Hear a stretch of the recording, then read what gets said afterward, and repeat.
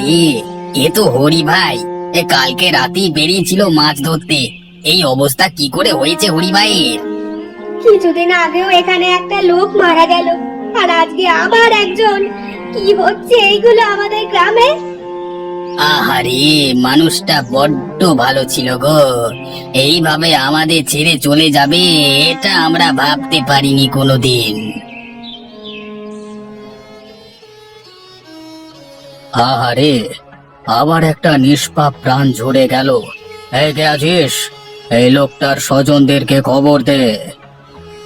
বাবু, এর নাম হরিব। এই লোকটার কেউ ছিল না। নদীতে মাছ ধরতো আর নদীতেই ঘুমাতো এই লোকটা। আহা, ব্যাপারটা খুবই দুঃখজনক। এই মানুষটা কার কি ক্ষতি করেছিল? এই জঘন্য হত্যার মতো কাজ নদীর ওপারের শিমুলিয়া লোকজন ছাড়া আর কেউ করতে পারে না। আমিও নিশ্চিত বাবু, কেননা এর আগেও এমন কাজটা হয়েছে। ওরা রাতে আমাদের গ্রামের কাউকে একা পেলেই মেরে নদীতে ফেলে দেয়। না, আজকে দুই গ্রামের মধ্যে একটা সালিশ ডেকে এই হত্যার একটা বিচার করতে হবে, না হলে ওরা পার পেয়ে যাবে। ঠিক বলেছেন জমিদার বাবু। ওরা আমাদের গ্রামের সব থেকে ভালো আর নিরীহ দুটো মানুষকে মেরে ফেললো। ওদেরকে ছেড়ে দিলে একেবারেই চলবে না জমিদার বাবু। আচ্ছা ঠিক আছে, আমি এর একটা বিচার যত তাড়াতাড়ি সম্ভব করবার চেষ্টা করছি। এখন এই মৃতের অন্তিম সংস্কারের ব্যবস্থা করো। এই নাও নায়েব, এই টাকাটা রাখো। আর তুমি নিজে দাঁড়িয়ে থেকে এই মৃতের অন্তিম সংস্কার সম্পন্ন করে এসো।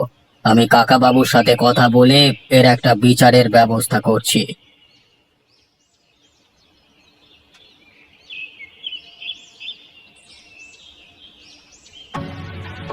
কিরে, তোদের দলের একটা লোক কমে গেল যে?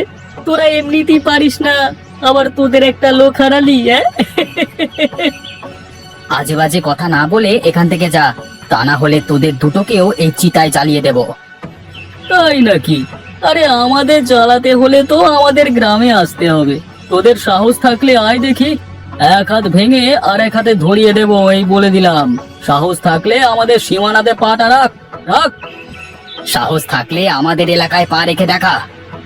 তোর যদি সাহস থাকে তাহলে আমার এলাকায় পা দিয়ে দেখা।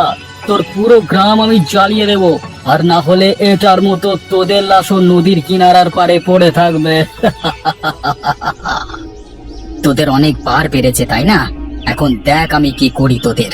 তোদের যদি গ্রাম ছাড়া না করেছি, তাহলে আমার নামও সুজয় নয়।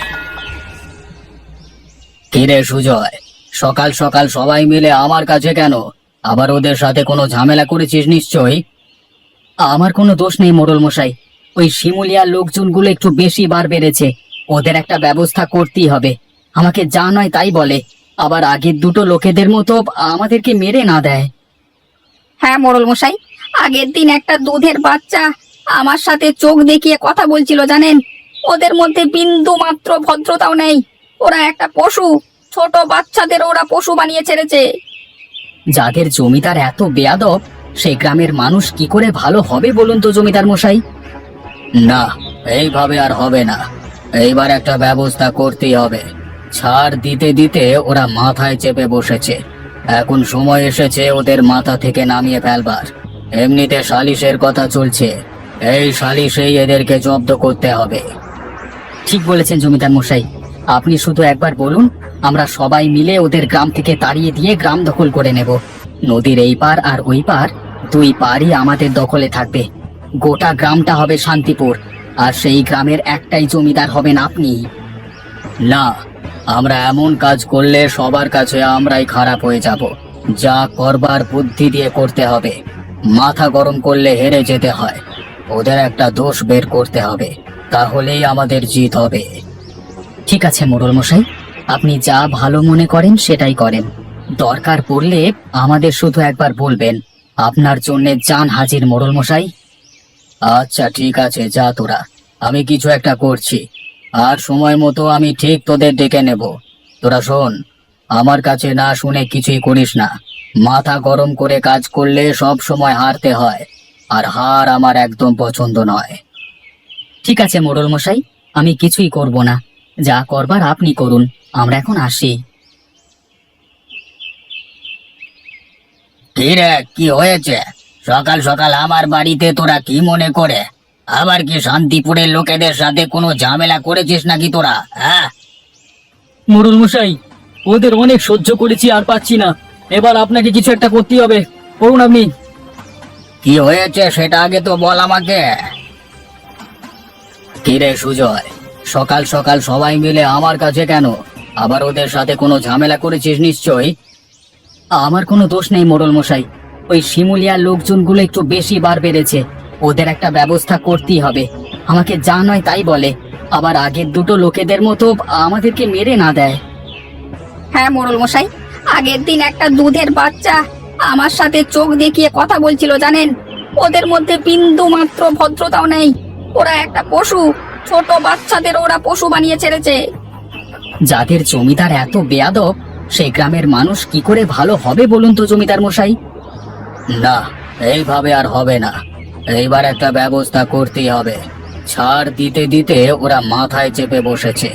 এখন সময় এসেছে ওদের মাথা থেকে নামিয়ে ফেলবার। এমনিতে সালিশের কথা চলছে, এই সালিশেই এদেরকে জব্দ করতে হবে। ঠিক বলেছেন জমিদার মশাই, আপনি শুধু একবার বলুন, আমরা সবাই মিলে ওদের গ্রাম থেকে তাড়িয়ে দিয়ে গ্রাম দখল করে নেব। নদীর এই পার আর ওই পার, দুই পারই আমাদের দখলে থাকবে।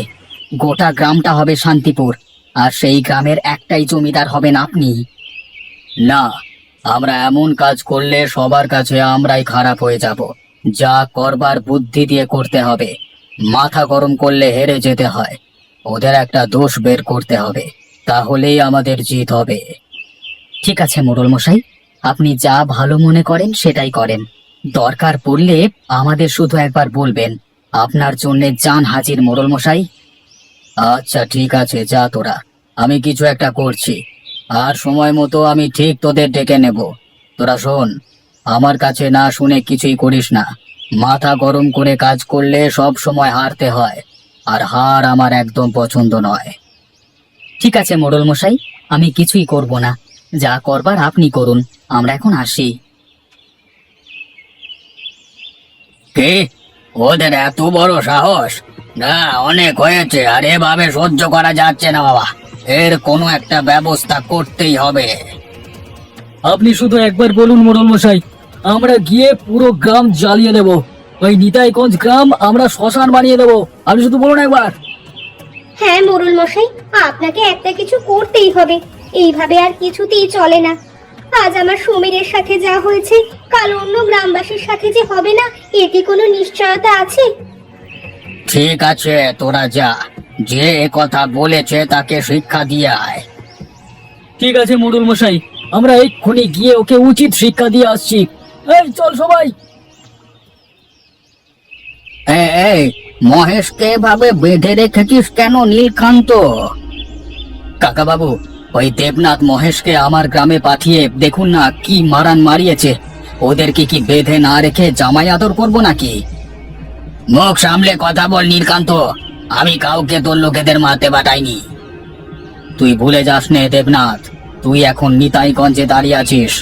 একটা ইশারা করলে তোকে আর খুঁজে পাওয়া যাবে না। দেখি তোর কত বড় সাহস, তোর কত বড় মুখের বল। তোর ডাক গ্রামবাসীকে, দেখি ওরা আমার কি করতে পারে। দেখি তোর কত দম, ডাক। তোরা বাচ্চাদের মতো লড়াই করা বন্ধ কর। আমার ভাবতেও লজ্জা হয় যে তোরা নাকি আপন দুই ভাই। ছি ছি ছি ছি, তারপরও নাকি তোরা দুজন গ্রামের গ্রাম প্রধান। হ্যাঁ, ছি ছি ছি ছি ছি। ভাই, আবার কোনো ভাই নাই। সে সম্পর্ক অনেক আগেই নষ্ট হয়ে গেছে। ভাই, তোরা যদি এইভাবে লড়াই করতে থাকিস, তবে কেউ আর বেঁচে থাকবে না। এই গ্রাম মরুভূমি হয়ে যাবে। তোরা সে কথা ভেবেছিস একবারও? আমি কোনো লড়াই ঝগড়া করিনি, সব ওই দেবনাথের দোষ। ও কেন লোক পাঠিয়েছে আমার গ্রামে? না না, অনেক হয়েছে। এটা যেন সেই রাজায় রাজায় যুদ্ধ আর উলুখাগড়ার প্রাণনাশ। আজ থেকে এটা কোনো দুটো গ্রাম নয়। এই নদীর ওপর বাঁধ দিয়ে দুই গ্রামকে এক করে দিতে হবে। আপনি কি পাগল হয়েছেন? তা কোনোদিনও সম্ভব না। অবশ্যই সম্ভব। শোনো গ্রামবাসীরা, তোমরা যারা তোমাদের এই গ্রামের জমিদারদের ভগবান মনে করো, তারা আসলে দুই ভাই। এই দুই ভাইয়ের দ্বন্দ্বের কারণে প্রাণ যায় তোমাদের সাধারণ গ্রামবাসীদের। আজ থেকে আমি এই দুই গ্রাম পরিচালনা করব। যে যে আমাকে তোমাদের নেতা মানো, তারা আমার পেছনে এসো।